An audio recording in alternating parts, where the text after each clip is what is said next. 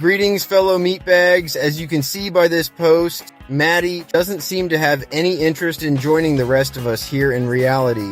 So, I'll try to bring him back again. Let's start by watching the video he posted.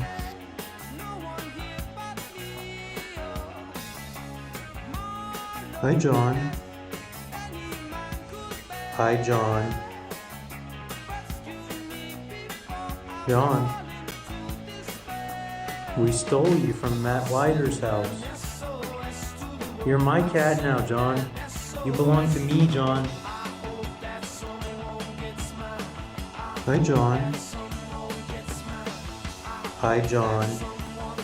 This, Maddie, is what trolling looks and sounds like. Think about it a minute in logical terms if you can.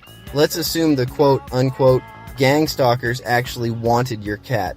Wouldn't last week when you said they came to your house have been a more logical time to act? I didn't address the so-called threat because there wasn't a threat. You saw one where one didn't actually exist. This is part of what makes you a damn fine lolcow. Yet, despite saying this, if your elderly cat passed away tomorrow, I can guarantee you'll be here blaming the so-called stalkers for it. Go back and listen to the conversation. The GCH guy mentions getting there in one of their longer-range jets. You didn't stop him or say, "But I need a helicopter to fly me out to the valley, not a jet." So, to me, it sounded like you finally realized they couldn't meet you at McMurdo with a chopper when the crews stopped there. And yes, I do mock you, because what you're planning is ridiculous from start to finish, and how you're going about things is the stuff of a classic comedy.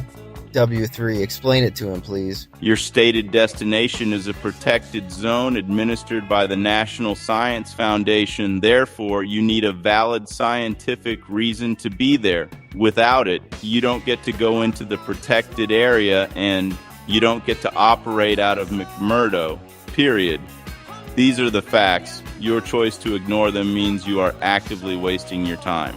You're correct, I am not debating you. I am telling you the truth, which means I'm essentially trolling you with it and reality in general. The truly ironic thing is, it sounds like you think the flat earth ice barrier can be crossed in ASPA Zone 172. If so, you'd be likely heading off to your cold, lonely death at the bottom of the world. Assuming you could make it out of the valley, and judging by your physique that's highly questionable, all you'd find is ice. Ice for thousands of miles, then after that, the Southern Ocean. Moreover, the truth doesn't require damage control, Maddie. If anyone is trying to repair their narrative, it's you, and you're doing a very bad job. I'll prove it. Look how desperate you are to hold on to the supposed kitty threat. It's already obvious nobody actually wants to hurt your cat, but your narrative depends on it, so you simply repeat what you already said in the face of evidence to the contrary. That, Matt, is attempted damage control. I've known of your existence for less than a month. However, in the course of my life, I've had dealings with actual scientists who studied in Antarctica. They have told me over the years about things like ASPA zones and how the whole operation is run by the NSF. So when I saw you already planning a trip in the most incompetent way possible, I simply pointed out that your expedition is obviously stupid. That is an objective observation, because this is literally the dumbest travel idea I have ever heard. You actually make Tim Treadwell seem like a reasonable and intelligent man, by comparison. I know you won't listen, and will simply find new ways to double down or cope by escaping into fantasy.